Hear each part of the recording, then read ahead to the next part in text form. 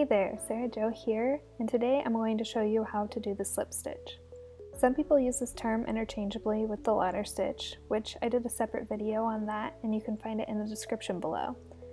It's the same concept, but the slip stitch has a few minor differences that you'll see throughout this video. You'll only need a few supplies to begin. You'll first need the project you're working on. A lot of times this stitch is used on a project waistband and around zippers, mostly areas where you don't want stitching to be seen, pins, thread. I'm using contrasting thread so you can see where I sew, but it's always best to use a color matching to your fabric. A hand stitching needle, scissors. To prep your fabric, you'll want to have one edge that's folded under, anywhere from 1/4 inch to 1 inch depending on your pattern. Then we'll lay the piece of fabric with the folded edge on top of a flat piece of fabric. I'm going to pin it in place to make sure it doesn't move around while I'm sewing.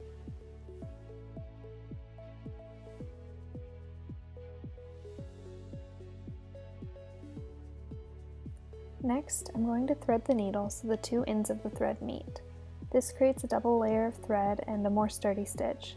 It isn't necessary to thread your needle like this, it's just a personal preference that keeps the needle from coming unthreaded while I sew. Tie a knot by wrapping the loose ends of thread around your finger and pulling the tails through the loop. I usually do this twice to make sure my knot is big enough that it won't pull through the fabric while I'm sewing. To begin sewing, start from the inside of the fold. This ensures the knot stays hidden from both the inside and the outside of your project. Next, you'll want to insert the needle in the fabric across from where the knot is on the opposite piece of fabric. Only pick up a few threads of the fabric. This is what helps keep the stitch invisible.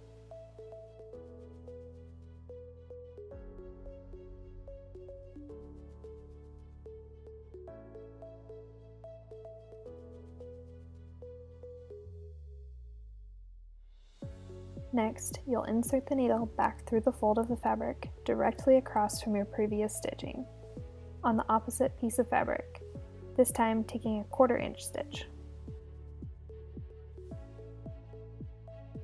You'll then go across from where you previously stitched, picking up just a few threads again.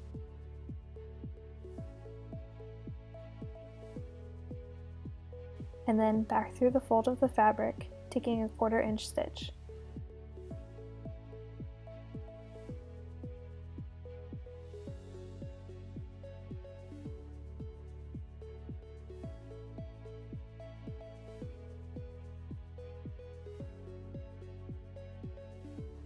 Continue stitching until the seam is sewn.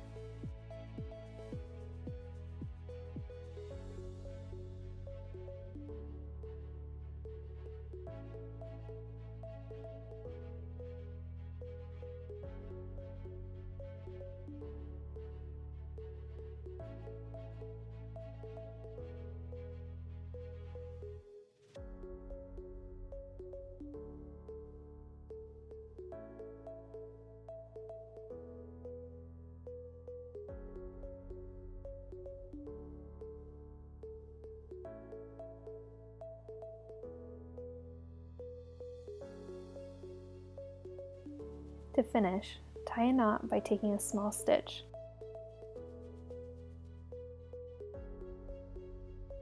Before pulling the stitch tight, insert the needle through the loop you created.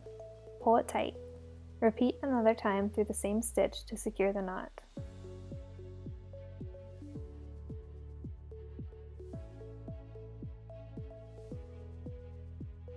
To hide the knot, push the needle through the knot and out through a different spot in the fabric. This pulls the knot into the seam and hides the tails.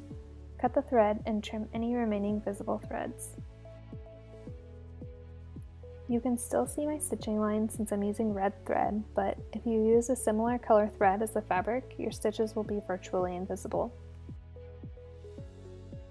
And that's how you conquer the slip stitch.